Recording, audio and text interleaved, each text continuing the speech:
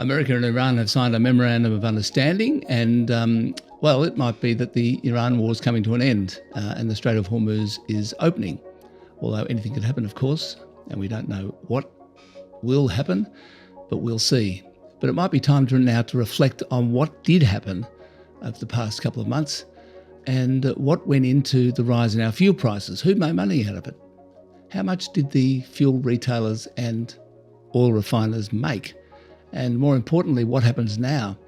One man at the centre of all this is Matt Halliday, the Chief Executive of Ampol, one of Australia's main fuel retailers and owner of the Lytton oil refinery in Brisbane.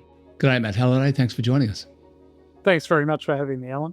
What's your reading of the current situation in the Persian Gulf? I mean, how much oil is getting through, and what does all that mean for the supply of crude oil in Australia, for your refinery and for the Asian refineries that we also rely on? Yeah, so it's certainly been ramping back up in terms of oil coming out of the Strait, and indeed some ships going back into the Strait. But it's very fragile. I mean, even in the last few days, we can see that there's been a bit more kinetic activity, and so it just remains very fragile. Our view is it's going to take some time to ramp back up to something like full production, and obviously it depends on how negotiations continue to play out. Um, the crude oil that comes out of there is very important for the Asian refineries that we buy refined fuel products from, typically. Our own refinery doesn't use any Persian Gulf crudes. We use crudes out of Asia and increasingly out of the US. Right. So the Asian refineries have been drawing on their reserves, I think, or at least have been using kind of stored oil. Have they been running out? I mean, is that likely to get to be a problem if the production from the Persian Gulf doesn't ramp up really quickly? Yeah, so what has happened, supply has actually been better than we might have expected, including for those Asian refineries. So when you look at what's actually happened, China has ratcheted down its purchases over the last few months of Middle Eastern crudes quite significantly. By about 40%, I understand. By about 40%. And so that has meant that the other Asian refineries that we do buy from have been able to source more crude. But having said that, they are working through stocks. The Chinese are working through stocks, and to your question, that can only last for so long before things become very strained. Do you think that the free, unrestricted passage of ships through the Strait of Hormuz is now finished, and that Iran will now control what goes on there through its Persian Gulf Strait Authority that it's created, and probably with Oman? Yeah, do you think that they'll probably charge a toll in the end? Whether it's called a toll or whether it's called something else, that seems particularly important to them. It's obviously a very tense point around the negotiations, but I think once the Iranians have demonstrated what they're able to do, it's very hard to permanently remove that again. And do you think it might have an impact on other straits, in particular Straits of Malacca and perhaps the entrance to the Red Sea? Yeah, I think when you step right back from all of this, the ability to control waterways, to lock in your country from an export point of view. These are all kind of vulnerabilities that are playing out, and I think that because Iran has been so successful in controlling the strait, there are vulnerabilities in other straits and waterways that continue to, or that will have a heightened focus around them going forward. How do you reflect on the whole episode, the war in Iran? How do you feel about it? I think it's definitely highlighted the vulnerabilities in fuel security that we've been talking about for the last few years. It highlights the criticality and the strategic nature of refining in Australia, and does highlight the need for sort of national fuel reserves, which many other countries have, in terms of bolstering the resilience of Australia. Because if you do run very tight on fuel, it does effectively flow its way right through the economy relatively quickly. In fact, on that score, Australia got caught short, didn't it? I mean, it ran down. In fact, I think we had the lowest level of fuel reserves of any country in the International Energy Agency. I think the supply chain has held up very well in terms of being able to adapt and source from further afield and do these things. The government's taken some important steps in terms of underwriting cargoes beyond today's demand to effectively build resilience. But there's no doubt that the country needs more storage. Those measures have been announced, and our vulnerability has increased as refineries have closed. And I think since 2013, 5 refineries have closed, and we've only got 2 left. And that has, as a consequence, led to less days coverage in terms of inventory. In fact, the government supports the 2 refineries with what's called the Fuel Security Services payment.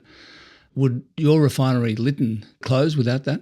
Yeah, it would have been extremely challenging, because when you look at Lytton, and in fact the 2 refineries that remain, Lytton produces about 110,000 barrels a day. It's about 60 years old. We've invested about $1 billion in the refinery over the last 3 years, and it's competing with refineries that are being built that are around 4 or 5 times that size, that are modern in other parts of the world. And so that's part of the challenge for domestic refining in Australia. In fact, I think the scheme runs out in mid next year, doesn't it? So what happens then? Yeah, so we're in discussions with the government now around how we can lay out an arrangement that will enable us to invest. And there's billions of dollars to be invested if you want to set the refinery up for the long term. And so that's part of the discussion we're having with them at the moment. Right. So as a result of the war, the Lytton refinery margin in the first quarter you've announced was $25 US, $25.45 US a barrel, which was double the average of 2025, and I think it's 4 times in the same what it was in the same quarter last year. Now, you don't set that margin, obviously. It's the difference between the prices of imported products and the prices of imported crude oil. But can you tell me what it meant, what that increase in the margin has meant for you in dollar terms? What sort of profit windfall have you got out of the war? Yeah, so I can't talk in profit numbers at the moment, but it is a little over in Q1, sort of twice what an average margin would be. And that compares to 2024, where the refinery lost money, and 2025 in the first half, where it broke even. So it's the volatility of refining is one of the challenges that we have. We obviously don't invest for the profit that is there when we hit a geopolitical event like this one. We need to invest for the long term. And over the last 3 years, we've invested over $1 billion.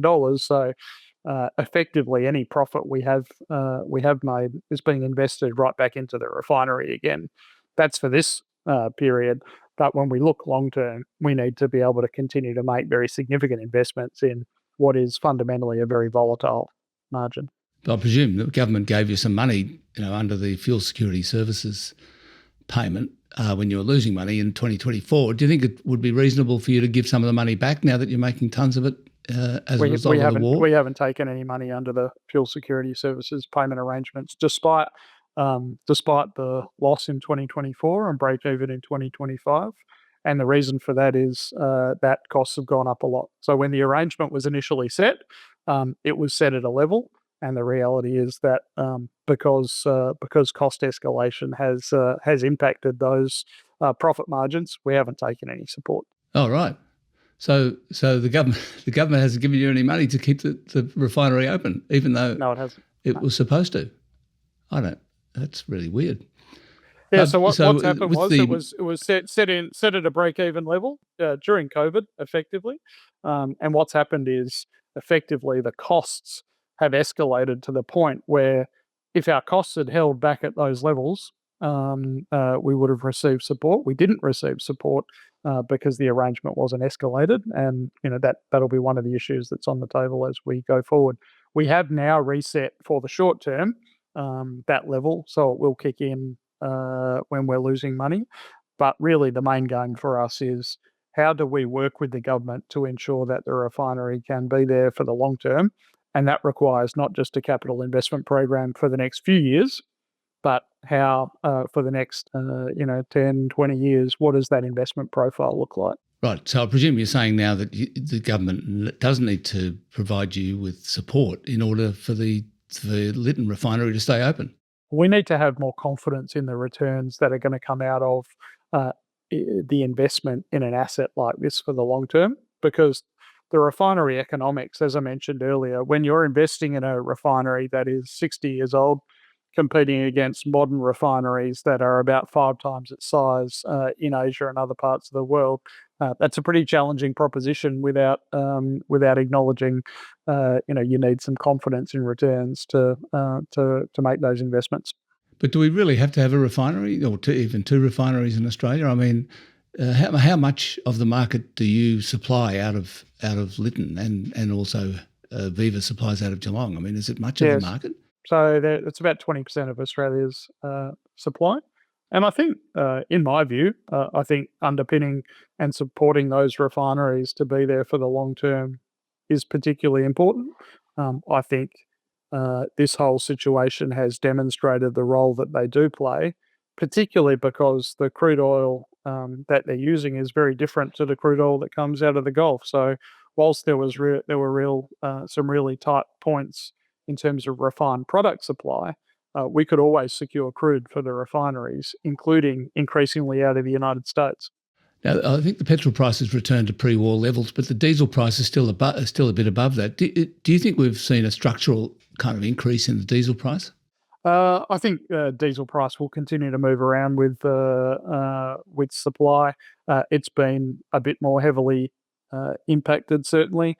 But from a petrol point of view, we're now heading into the Northern Hemisphere sort of driving season, if you like, where just under 90% of the population lives in the Northern Hemisphere. So that starts to put more demand pressure on the gasoline or petrol side of things. But certainly diesel is the product, or diesel and jet fuel have been the product more impacted out of the Middle East, because these sour crudes that come out of the Middle East tend to have a higher proportion of diesel or jet fuel fraction in them.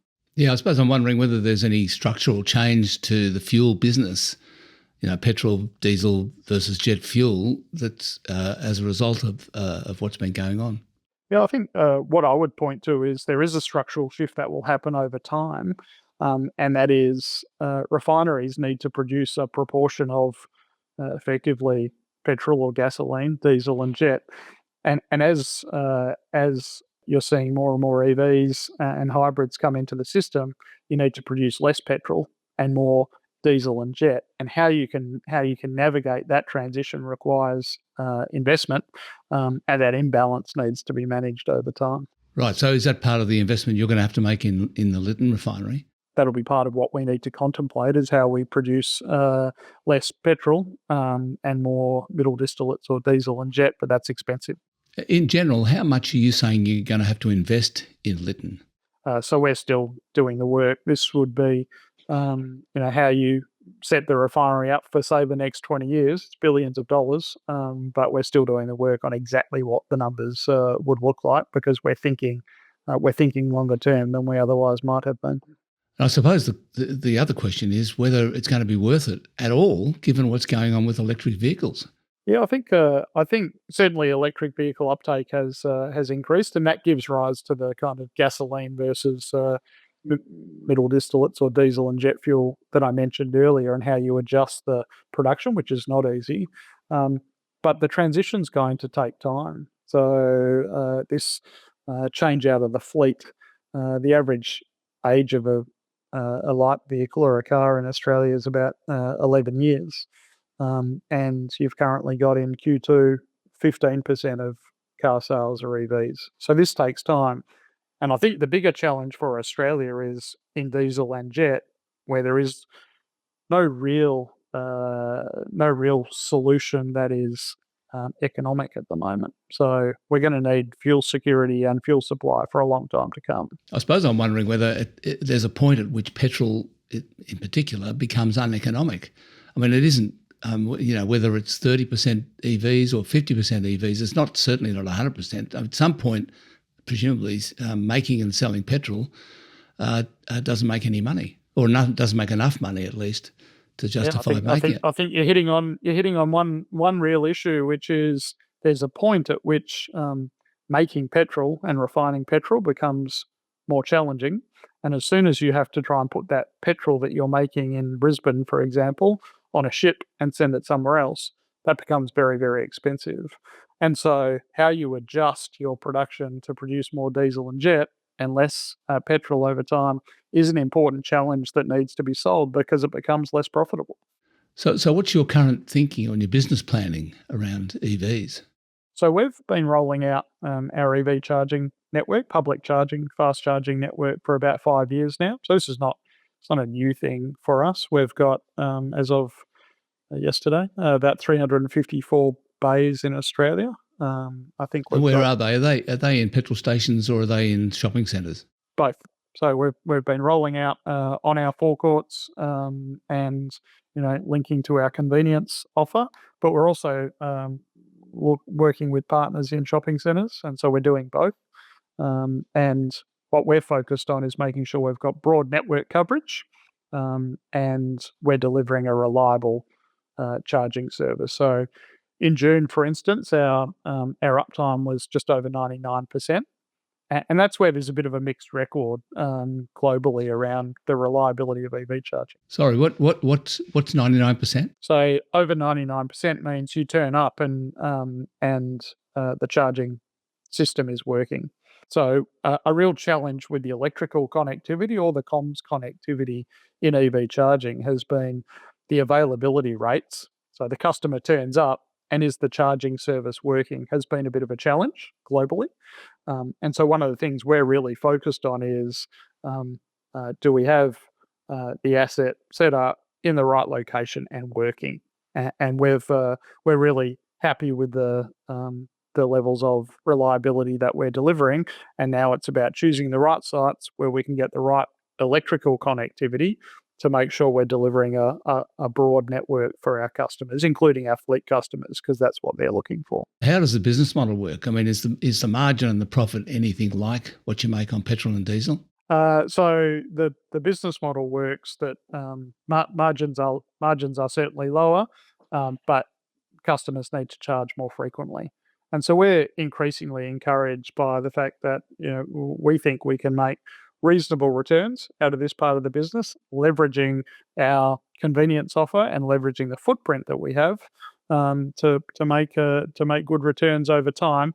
That will take time, and so at the moment we're effectively building capability because the size of the fleet is about 1 or 2% of the overall light passenger vehicle fleet, but it's growing, and so we want to get our business model set, understand it really well, and start to scale it, and that's what we're doing now. And what's the long-term plan? Is it to have a fast charger in every petrol station or something? No, it's very much location dependent. Where do we think the EVs are going to be? And so we track postcodes and data and where the EVs are arriving, what those journeys look like, and from our fleet customers in particular, where the locations are that they need so that they can put an EV in the hands of their employee. They can use an Ampol card, which they will do for their fuel vehicle today, go and fuel up anywhere. They can put an Ampol card in the hands of their employee that can handle electrons, which it can. And then they can charge up whenever they need to. So that's the model. Effectively, it's a replication of the current model, but there are some areas where you can't get grid connectivity and some areas where we think actually EV uptake's just not going to hit the requisite levels for a long time. And so our network it leverages the core network, but it looks a little different. And one of the ways it looks a little different is those shopping centre car parks that we're expanding into for EV charging, as well as rolling them out on our own petrol forecourts. Is there a model where you provide the charge for free, so people go and shop while they're getting their car charged, whether it's in your convenience stores or in the shopping centre, and the shopping centre owner pays you for the electricity? I don't really see that when you look at the price of electricity and that I don't really see that it'll go to that extent. But I think what you will see over time is more dynamic pricing as the price of power changes during the day, and you're looking to manage the utilisation of the network over time and peak periods. I think that will happen. Yeah, well, because you get power free in the middle of the day when the sun's shining, particularly if the shopping centre or your convenience store's got panels on the roof. Yeah, so I think that takes some time to play out, but I think you'll get to a point where pricing is more dynamic and it reflects the fact that you do have quite variable pricing for power during the day. And how long does it take to charge? So at the moment, to charge from sort of 20 to 80% takes about 15 or 20 minutes. Really depends on the vehicle a little bit, but that's typically what we tend to see.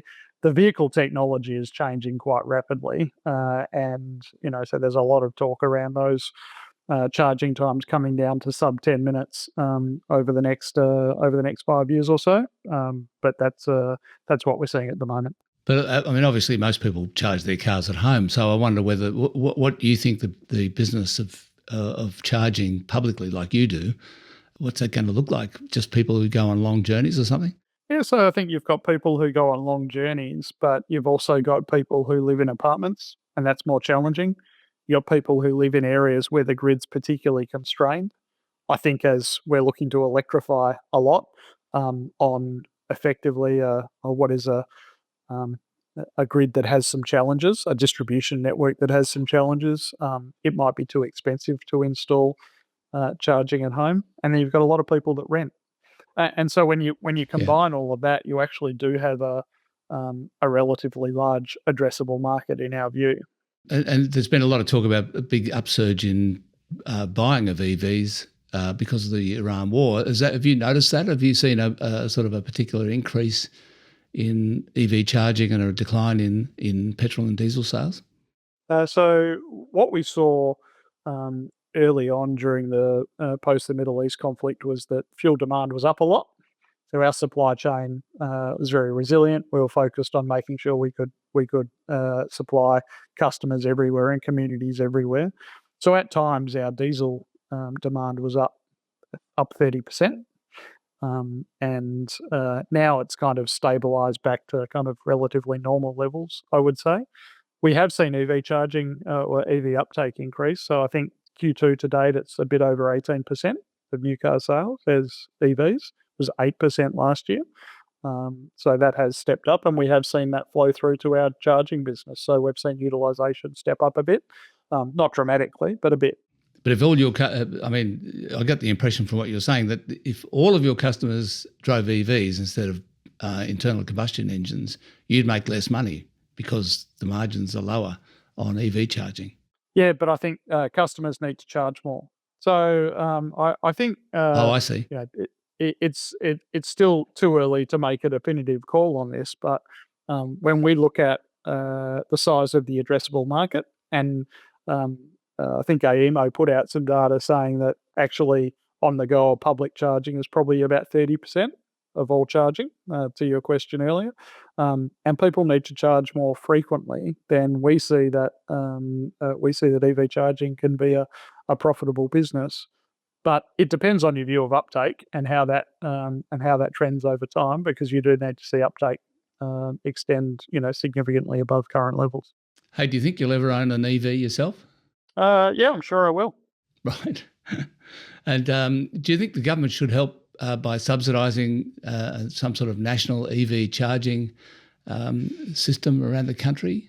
Look, I think there's been plenty of work done on how to invest in the grid over time. I think there's a lot of challenges upstream, as is well documented in terms of generation, storage, and transmission. I think when you get to the last mile, which is what we're talking about in terms of the distribution network and impacting charging, for example, when we roll out a fast charging site, over three quarters of the investment is not in the charger, it's in the electrical connectivity and the augmentation to the grid.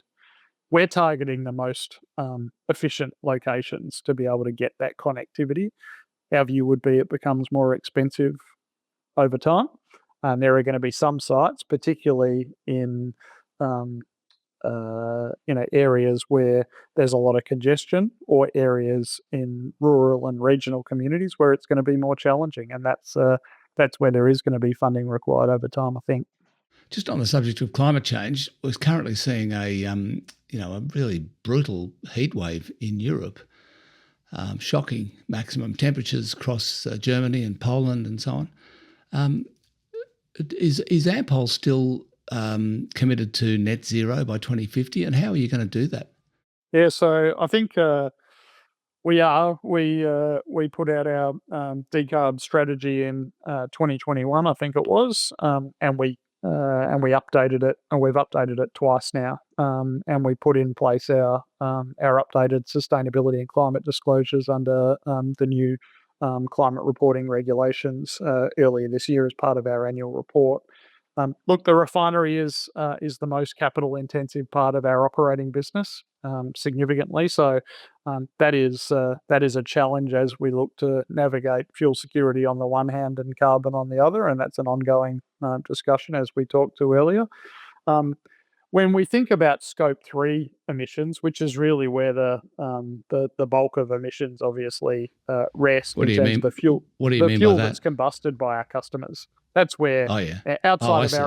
our own operating business, most of the emissions sit in the combustion of fuel products by our customers.